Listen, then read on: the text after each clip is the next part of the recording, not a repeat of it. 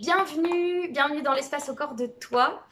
Je suis Jessica, j'accompagne les femmes à se réconcilier avec leur corps physique en se reconnectant à leur corps émotionnel et à leur sensualité sacrée, tout en dévoilant des choses d'elles-mêmes pour pouvoir en fait venir déposer leur essence, leur vérité, leur autorité. Et de retrouver simplement en fait un lien avec son corps, une acceptation du corps qui est un lien qui est beaucoup plus sain, une relation plus saine et de s'incarner pleinement.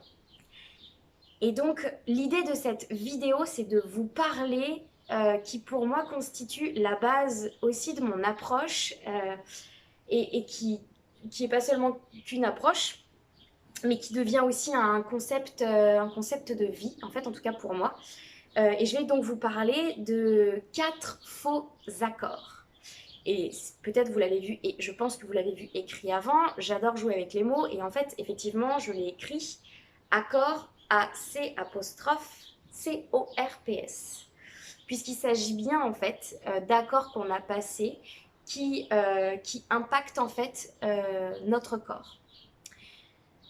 Je pourrais presque parler aussi de croyances corporelles également. Donc le but de cette vidéo, ce n'est absolument pas d'essayer de vous convaincre de ces concepts, de ces accords. Pour moi, ça a été des accords que j'ai passés avec moi-même pendant très longtemps.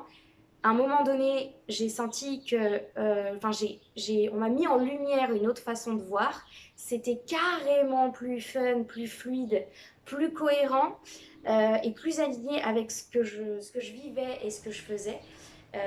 Ça a permis une libération, en fait, hein, clairement, une ouverture sur autre chose qui m'a permis d'explorer d'autres façons pour me sentir mieux dans mon corps. Et c'en est devenu aujourd'hui une croyance qui me porte et pas qui me limite. Cela dit, à voir comment ça résonne pour vous. Donc c'est ce que je vous disais, l'idée c'est pas forcément de vous convaincre ça, je n'ai pas la vérité absolue là-dessus, c'est juste un partage aussi d'expérience, de ce que j'ai appris et des concepts vraiment qu'on m'a partagés qui ont fait un flash et qui ont fait que du coup ma relation avec mon corps a changé, littéralement, en ayant ces nouveaux accords. Donc, à voir comment ça vibre pour vous, à voir comment vous vous sentez quand je vous le dis, c'est-à-dire si vous êtes d'accord avec cet accord, si vous ne l'êtes pas, et vous piochez, vous faites votre cambouis. Pourquoi je vous parle de ces accords? Pourquoi c'est si important? C'est pas tant parce que ça constitue l'approche aujourd'hui que j'ai pour accompagner ces femmes à se réconcilier avec leur corps et à accepter leur corps pleinement. C'est vraiment en fait pour permettre en fait d'offrir d'autres, voilà, un autre paradigme. C'est un petit peu ça, un autre concept, une autre ouverture et du coup une autre voie à prendre. Si aujourd'hui vous vous sentez bloqué justement sur ce lien que vous avez avec votre corps, si vous vous sentez toujours en rejet, en dégoût de ce corps en fait, et en non-acceptation, non-amour, en ayant essayé plusieurs choses peut-être, différentes ou la même chose plusieurs fois, et que ça ne fonctionne pas, ça peut peut-être vous apporter d'autres pistes et des réponses, en tout cas une autre façon de voir les choses. Et l'erreur que j'ai faite était soutenue par de faux accords qui, le premier était j'y peux rien, c'est génétique. Je pars de ma problématique, sachant que c'est pas spécifiquement, ça peut être d'autres problématiques. La problématique moi que j'avais, c'est que du coup, je me sentais donc très mal dans ma peau. Pourquoi? Parce que je me sentais grosse. Je ne me sentais pas grosse, j'en étais pas à ce stade-là, parce que ça encore, se sentir comme ça, c'est qu'on sait qu'on ne l'est pas vraiment. Là, je me définissais comme grosse, c'est quand même pas pareil. Donc, je suis grosse. Donc, je suis mal dans ma vie. Donc, ça m'empêche de faire des choses. Donc, comment je peux régler ça, vu que, a priori, c'est en mangeant qu'on grossit. En tout cas, c'est pour moi une première croyance qui était là et qui était faussée. Si tu manges ce qu'il ne faut pas, tu grossis. Point. Ce qui est aussi une vérité, cela dit. Et donc, du coup, en fait, eh ben, pour régler ce problème-là, je vais faire un régime drastique. Ou même un rééquilibrage hein, aussi, hein, ça peut, enfin, parce qu'un rééquilibrage alimentaire aussi, qui est déjà un peu plus positif que les régimes drastiques. Et je vais faire beaucoup de sport, parce que c'est comme ça qu'on maigrit. Voilà. Enfin, en tout cas, moi, après, c'est comme ça. Ok. Sauf que du coup, on le sait, on l'a déjà entendu plein de fois, quand on fait un régime, on perd du poids et quelques semaines ou mois après, on reprend le double, ou on reprend à peu près le même poids. C'est peut-être pas comme ça pour tout le monde, c'est vrai que c'est quelque chose que j'entends beaucoup autour de moi et c'est ce que j'ai vécu surtout moi-même. Donc en fait, on recommence, hein, on remet des efforts, on prive notre corps, on prive notre poids, on prive notre vie hein, en même temps. Euh, et, et, et, tout devient un combat. Donc en fait, même le sens, un de nos sens qui est très précieux, c'est le goût. Et qui nous permet de goûter aussi à la vie et pas qu'aux aliments. Hein. Il y a vraiment cette notion derrière de le goût de vivre. Il est mis à mal. Il est mis à mal et en fait, manger, c'est une lutte en permanence. C'est un choix au niveau de la quantité, au niveau de la qualité, au niveau de l'heure de laquelle je mange, au niveau de... Bref, tout. Tout est un challenge quand il s'agit de nourriture. Donc ça nourrit aussi un concept hyper... ça nourrit un concept hyper violent, je trouve, et une mauvaise image aussi de la nourriture se nourrir. Voilà. Et donc voilà, pour moi c'était la solution. Je reprends du coup du poids, donc rebelote, on y retourne. Et en plus de ça, je me dis aussi, de toute façon, ben, il y a la génétique qui est là. J'y peux rien. De toute façon, je suis condamnée à faire ça toute ma vie, tout le temps, si je veux équilibrer mon poids. Parce que ma mère, ma grand-mère, l'arrière-grand-mère, tout ça, étaient déjà dans ce mode-là et portaient déjà un certain poids. Et du coup, on m'a souvent dit, si tu es comme moi, en tout cas c'est génétique. Quand on dit c'est génétique, c'est d'un seul coup, en fait, tu es condamné. Tu es une espèce d'une croix comme ça qui porte sur ta tête et qui dit c'est comme ça, c'est pas autrement, tu n'y peux rien. Donc c'est soit tu acceptes dans la joie et la bonne humeur, et bon courage pour accepter ça, soit tu vis en souffrance avec ça. C'est toi qui vois. Voilà. Mais il n'y a pas d'autre. Donc en fait, ça, c'est super lourd à porter, c'est super dur. C'est décourageant.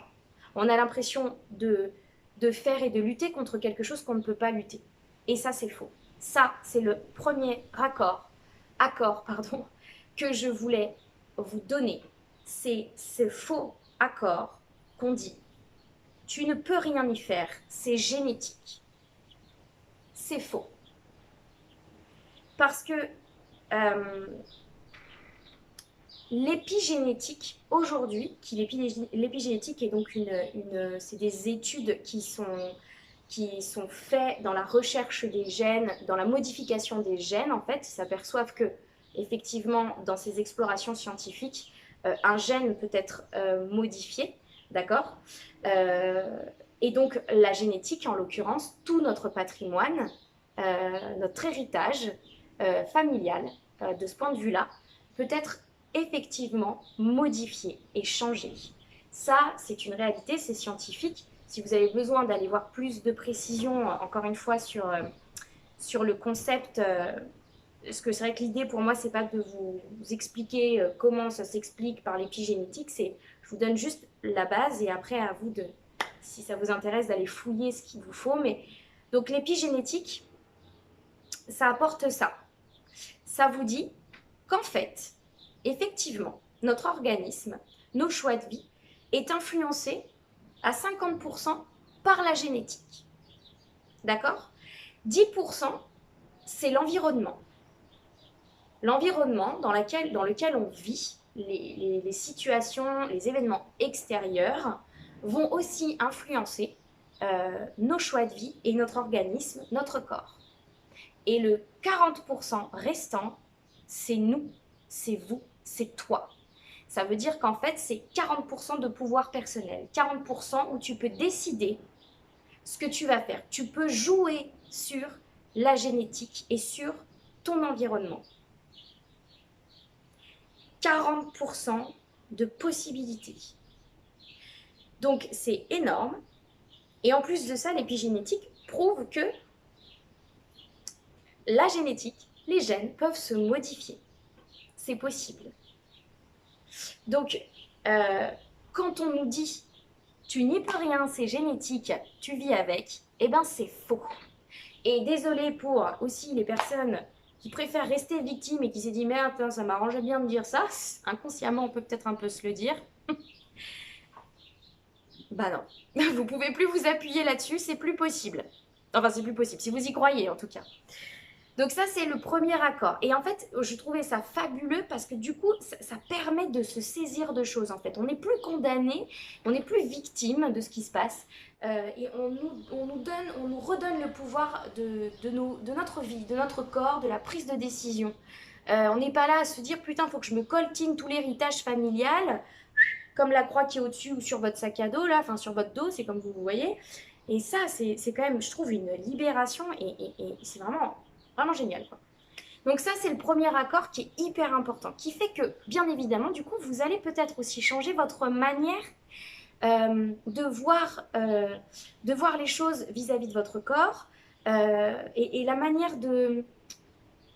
Ça apporte pas le même état d'esprit quand on a cette information-là et quand on a cette nouvelle croyance que la génétique est possiblement modifiable.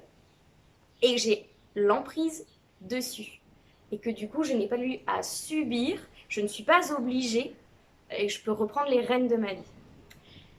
Deuxième accord, l'accord, le faux accord, le deuxième faux accord qu'on dit qu'on n'a qu'un seul corps. Ben alors ça, ça a été une révélation aussi. Comment ça, on a plusieurs corps? Qu'est-ce que tu essayes de me dire? Je ne comprends pas. Et en fait, oui, on a plusieurs corps. Moi, aujourd'hui, j'en connais 7. Je sais qu'il en existe même plus que ça, mais je n'irai pas jusque-là. Je ne saurais même pas les énoncer.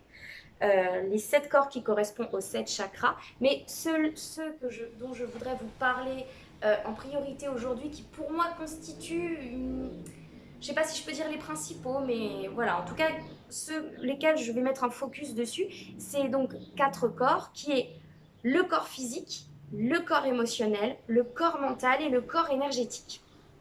Nous n'avons pas qu'un seul corps. Et vous ne me voyez pas en double ou en quatuor, effectivement, à part quand on a, effectivement, ça un peu torché, et là, on a la capacité de voir tout le monde, c'est fabuleux. Mais sinon, effectivement, nous ne voyons qu'un seul corps. Parce que l'œil, aujourd'hui, l'œil nu, enfin, le visuel, quoi, au sens de la vue, aujourd'hui a la capacité de voir effectivement ce qui est physique et dans la matière, dans un premier temps. Donc en fait, ce qui est visible aujourd'hui, c'est le corps de matière, c'est le corps physique, effectivement. Donc, si on ne s'ouvre pas dans cet esprit qu'il peut y avoir des choses qui nous dépassent dans cette vie et qu'on est aussi constitué, entre autres, d'énergie, ça va être très compliqué d'entendre ce concept-là, je vous le dis tout de suite. Donc, on a aussi un corps émotionnel parce qu'on est fait d'émotions.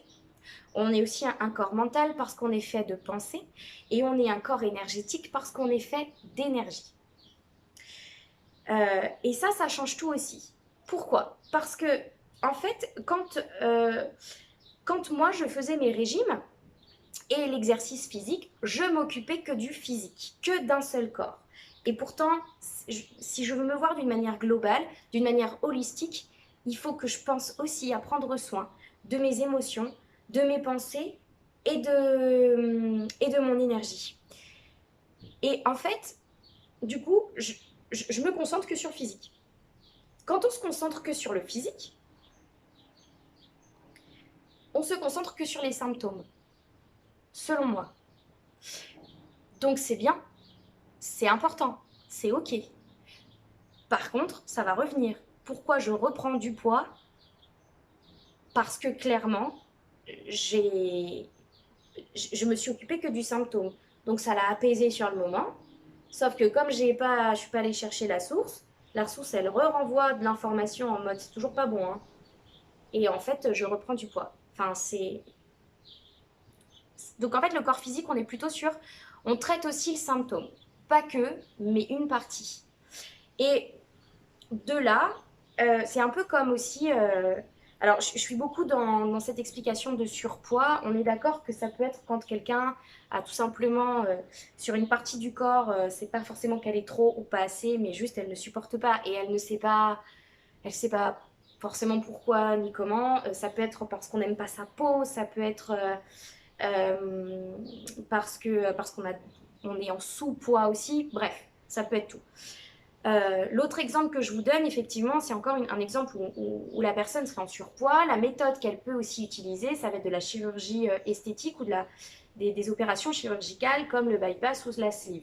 Je ne sais plus lequel des deux constitue à couper la moitié de l'estomac et ça doit être encore plus complexe que ça.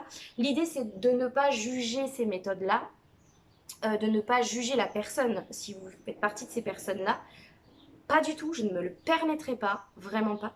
J'explique juste qu'effectivement, j'ai beaucoup de retours de personnes qui ont fait ça et qui, malgré tout, quelques mois après, reprennent quand même du poids, ou peut-être un an après. Euh, alors qu'elles ont quand même coupé la moitié de leur estomac. Donc on se dit, c'est quand même, enfin, c'est assez impressionnant, je trouve, parce que elles se sont occupées que du corps physique. Si vous ne prenez pas soin aussi de votre corps émotionnel, donc de vos émotions, de comprendre qu'est-ce qui fait qu'aujourd'hui, ça vous renvoie ce corps. On est persuadé que quand on a un corps, quand on est mal dans sa peau et que c'est physique, on est persuadé que du coup, le problème est physique. Mais si on va au-delà de nos perceptions et qu'on se reconnecte à nous, on comprend que ce qui se joue aujourd'hui, ce n'est pas juste le physique, c'est qu'il y a quelque chose qui émotionnellement nous a affaiblis, nous fait souffrir et le corps physique réagit à ça. Parce que pour vous permettre de vous mettre en contact avec ces corps qui sont plutôt invisibles, eh ben, il va venir toquer à votre porte et vous envoyer un message de manière physique. Donc il va prendre du poids ou il va en perdre d'une manière qui ne devrait pas. Il va vous faire pousser des pustules sur le nez. Enfin, ça peut être plein de choses, quoi. Les maladies aussi, c'est le même principe. Donc c'est important d'entendre et de voir et de comprendre que nous possédons vraiment plusieurs corps et que de juste vous focaliser sur le corps physique, ça ne suffit pas. Vous êtes juste en train de traiter même pas la moitié du problème en fait et ça va revenir.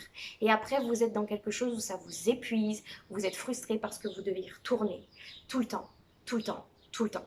Donc ça c'est deuxième accord, faux accord. Le troisième accord, c'est le fait, celui qui est faux, le faux accord que nous avons aussi, c'est que le corps est fait de matière, qui va donc avec l'accord que je viens de vous parler. Notre corps est fait de matière. Faux, pas totalement.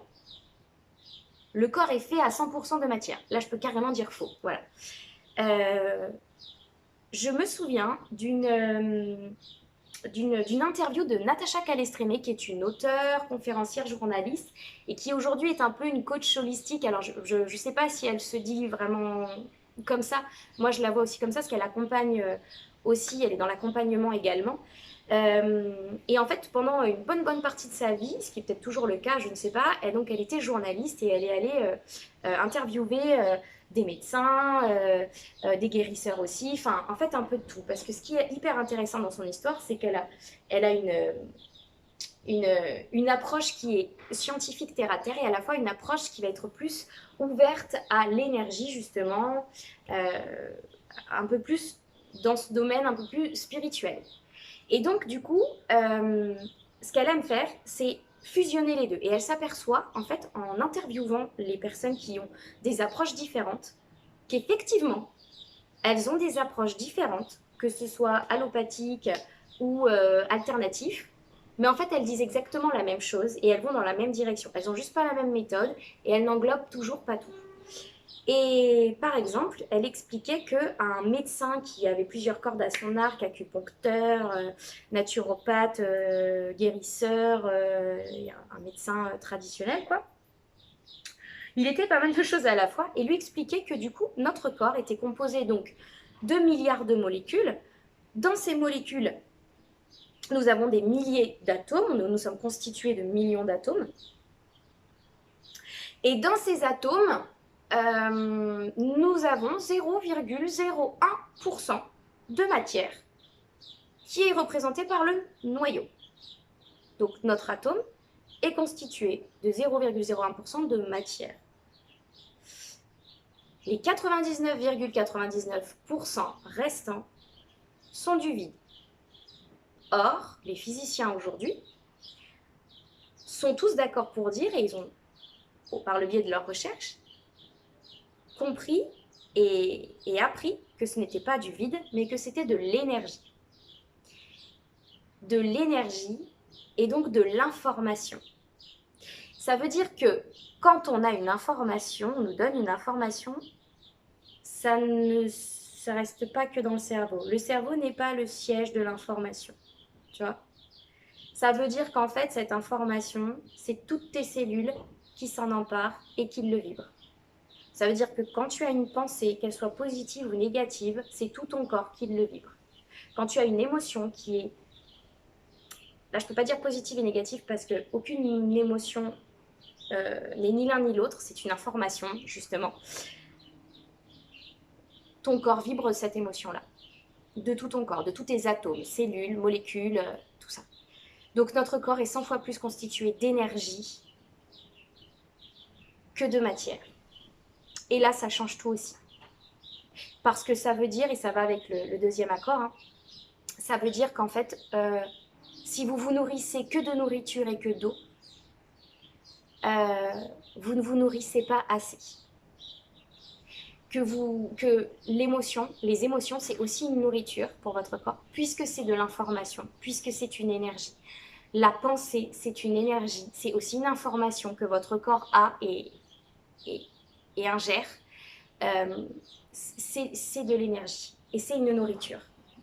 L'énergie autour de nous, qui s'appelle le chi, l'énergie vitale, le prana, ça dépend comment on voit les choses, qui est aussi une énergie qui peut être expliquée scientifiquement, bien que je ne serais absolument pas capable de vous expliquer comment eux, ils l'expliquent. Mais c'est une énergie aussi. On peut nous prendre de l'énergie, on peut en prendre. On est baigné dans une énergie, on absorbe cette énergie aussi, c'est de la nourriture. Donc, c'est hyper intéressant, hyper important de savoir qu'effectivement, nous ne nourrissons pas que d'eau et de nourriture, mais aussi de pensée et d'émotions et d'énergie vitale. Et que du coup, en fait, ça rejoint que si on ne se traite pas d'une manière holistique, une problématique, parfois il nous manque des choses. Parfois, ça peut être que situé sur un plan émotionnel ou un plan mental ou un plan physique, mais parfois, c'est quand même particulièrement tous reliés, ils sont tous interconnectés, ces corps. Et voilà, c'est quand même assez fou parce que ça amène, du coup, je trouve, une autre manière de se prendre en main, en fait, de se considérer. Et c'est là où je veux emmener en fait les femmes dans cette prise de conscience là aussi. Si tu rejettes ton corps aujourd'hui, c'est que tu te rejettes toi ou une partie de toi. C'est que tu rejettes une partie de ce que tu ressens, de tes émotions, qui est due à des pensées qui ne sont pas tant les tiennes, que tu as peut-être créées par des croyances, par des peurs, etc. Tu te nourris de tout ça. Et du coup, l'idée, c'est d'aller chercher la source qui fait qu'aujourd'hui, tu portes une blessure ou une croyance qui vient générer des émotions et des pensées qui donnent aussi la nourriture à ton corps. Vous savez, c'est un peu comme une personne qui broie du noir toute la journée, donc son état d'esprit, il est comme ça. Elle broie du noir toute la journée, elle va passer une journée de merde, vraiment.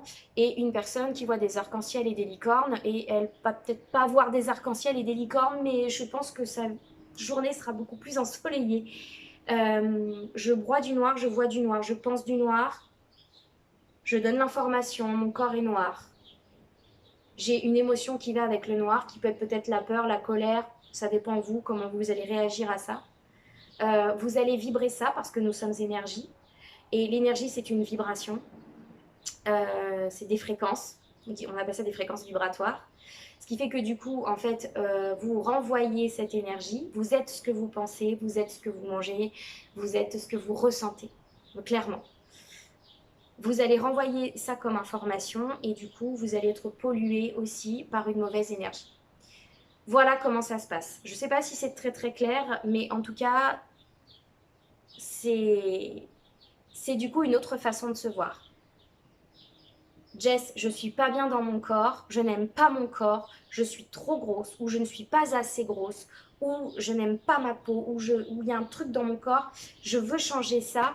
Je suis coach, je ne suis pas coach sportif, je ne te ferai pas faire que des abdos, je ne te ferai pas faire que je ne suis pas nutritionniste diététicien, que dans le rééquilibrage alimentaire. Et attention, je ne dis pas qu'il ne faut pas faire ça, c'est la base. L'alimentation reste la base. L'activité physique est importante, ça c'est clair, parce que ça refait circuler l'énergie, ça nous remet dans un équilibre aussi émotionnel quand on rééquilibre aussi tous ces systèmes digestifs. Ça, il faut le garder précieusement. Je dis juste que si on ne traite que ça, c'est traiter la moitié du problème. Donc, si vous voulez vous sentir bien dans votre peau, dans votre corps, il faut aller chercher et plonger aussi dans vos autres corps, d'être dans cet esprit d'ouverture d'énergie, que vous êtes fait d'énergie et que la génétique, c'est pas vrai, c'est du fake. Le quatrième accord, et ben en fait c'est pareil, ça englobe un petit peu tout ce que je vous dis, c'est que en fait les mots M-O-T-S sont transformés en mots M-A-U-X. Tout ce qui s'imprime s'exprime en fait dans le corps.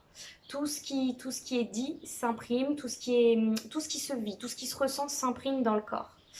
Il s'imprime dans le corps. Donc on donne une information à notre corps et donc du coup en fait c'est dans notre chair et c'est imprégné, hein, puisque c'est dans nos atomes, hein. Dans nos atomes, dans nos cellules, dans nos molécules, on vibre tout ça, d'accord? Du coup, ce qui se passe, c'est que quand on a une maladie, et quand je vous dis maladie, on n'est pas obligé d'aller dans des choses qui sont fortes comme par exemple les cancers et les cancers. Oui, c'est plus fun de le dire comme ça. Les cancers, déjà juste si on part de, je sais pas, un rhume. Allez, un petit rhume, c'est une maladie, c'est un virus. En fait, c'est votre corps qui vous parle. Votre corps vous parle, ça c'est pareil, ça c'est une fausse croyance, le corps ne parle pas. Et c'est vrai, il n'a pas de bouche, etc. Par contre, il a sa manière à lui de parler, de communiquer avec vous. Et donc c'est par le biais donc ce que je vous disais, physiquement, qui va venir en fait vous toquer à la porte. Le rhume, c'est votre corps qui vous parle en vous disant qu'il y a un truc qui n'est pas clair. Le rhume est associé aussi émotionnellement à quelque chose. Qui par exemple, donc ça peut être en lien avec Lise Bourbeau aussi qui travaille beaucoup là-dessus, sur les malaises physiques, les maladies, etc. reliées à l'émotionnel. Il y a Jacques Martel aussi, si vous avez envie de voir, pour celles qui ne connaissent pas. Et en fait, je me souviens, moi, j'étais dans un trop-plein monumental autour de moi. Je gérais plusieurs choses à la fois. Et je chope un méga rhume. Et je regarde par curiosité ce que ça peut signifier au niveau émotionnel, qu'est-ce qui fait que j'ai provoqué ça. Parce qu'on peut aussi dire que le froid, il y est pour quelque chose. Le froid vient fragiliser un terrain qui est déjà fragile. D'accord? La fatigue fait que du coup, on est plus sensible et plus fragile aussi, qu'on laisse passer plus facilement les choses. Mais pour moi, le froid n'est pas vraiment la cause. Et du coup, en fait, émotionnellement parlant, c'était écrit, alors il y avait tout un paragraphe, là, ce qui est le plus simple et le plus pratique, c'est que c'était écrit, euh, euh, tu, tendance à en avoir une pleine tête et à se prendre trop la tête. Il y avait un peu ça. Et c'est exactement ce qui se passait. J'étais dans un trop plein d'émotions, trop plein de pensées, trop plein de sollicitations extérieures à gérer et je n'y arrivais plus. Et en fait, ça prend les sinus, ça prend toute la tête en fait. C'est vraiment ça. Vous savez, les expressions je me prends la tête, c'est que vous avez 40 000 pensées qui ne sont pas cohérentes avec ce que vous ressentez. Et du coup, vous agissez qui est en désaccord avec ce que vous pensez, ce que vous ressentez. Enfin bref, ça fait un peu comme ça. Donc en fait, on se prend la tête et on est confus et c'est la merde.